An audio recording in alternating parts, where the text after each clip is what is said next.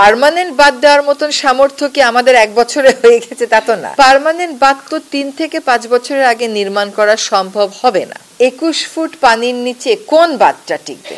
এখন পার্মানেন্ট বাঁধ দেওয়ার মতন সামর্থ্য কি আমাদের 1 বছরে হয়ে গেছে তা তো না। কিন্তু ফেনীর মানুষ কি আমি জবাব কি দিব? তারাই আমাকে প্রশ্ন কি করবে?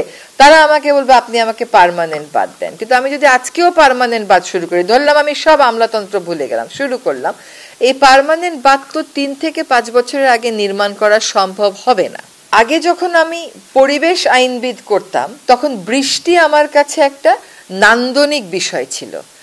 আমার মনে হয় যে বর্ষাকাল আর বৃষ্টি আর কোনোদিন আমার কাছে শুধু নান্দনিকতা নিয়ে আসবে না।